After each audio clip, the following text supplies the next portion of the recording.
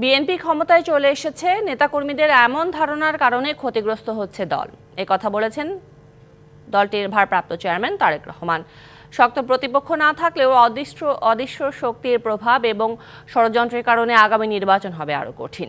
তবে কারো মাধ্যমে নয়, সব ষড়যন্ত্র মোকাবিলা করে জনসমর্থন নিয়েই রাষ্ট্র পরিচালনার সুযোগ চায় বিএনপি। রাষ্ট্র কাঠামো মেরামতের ৩১ দফা ও জনসম্পৃক্তি বিষয়ক চট্টগ্রাম বিভাগীয় কর্মশালা। বন্দরনগরীর ইঞ্জিনিয়ার্স ইনস্টিটিউটে যোগ দেন বিভাগের 10টি সাংগঠনিক জেলার 800-র বেশি নেতাকর্মী। লন্ডন থেকে ভার্চুয়ালি যুক্ত হন দলের ভারপ্রাপ্ত চেয়ারম্যান তারেক রহমান। এ সময় নেতাকর্মীরা তাদের মতামত তুলে ধরেন। ভোটাধিকার যতদিন পর্যন্ত প্রতিষ্ঠা না হবে ততদিন পর্যন্ত আমরা রাজপথে আছি, রাজপথে থাকবো। বিএনপির স্বাধীনতার মূল চেতনা, সেই গণতন্ত্রকে বিএনপি সকল সময় ধারণ করেছে, লালন করেছে।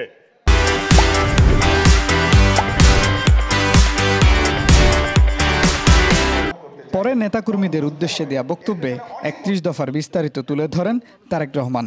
বলেন, রাতের ভোট আর ব্যালট চুরির ভোটে বিশ্বাস করে না বিএনপি। আমরা সরকার গঠন করিনি, আমরা এখনো বিরোধী দলই আছে।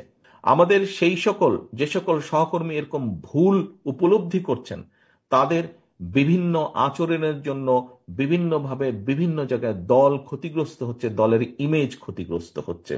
বিএনপির ভারপ্রাপ্ত চেয়ারম্যানের বক্তব্যে উঠে আসে ভারতের সাথে সম্পর্কের প্রসঙ্গ। বলেন, কাউকে গিয়ে ক্ষমতায় রাখার জন্য অনুরোধ করবে না তার দল। এই নির্বাচন কিন্তু অনেক কঠিন, যে কোনো নির্বাচনের। আমি মনে করি যদি আমাদের প্রধান রাজনৈতিক প্রতিপক্ষ থাকতো, মাঠে থাকতে পারত, সেক্ষেত্রে নির্বাচন যতটুকু কঠিন হতো, আমি মনে করি নির্বাচন আগামী দিনে আরো কঠিন, তারা দুর্বল হয়ে যেতে আরো কঠিন। এখানে অনেক ষড়যন্ত্র চলছে এবং অনেক অদৃশ্য শক্তি আপনার বিরুদ্ধে কাজ করছে। দলের ইমেজ নষ্ট হয় এমন কর্মকাণ্ডে জড়ালে কঠোর ব্যবস্থা নেওয়া হবে বলেও হুঁশিয়ারি দেন তারেক রহমান। Mujibul Haque, DBC news, Chittagong.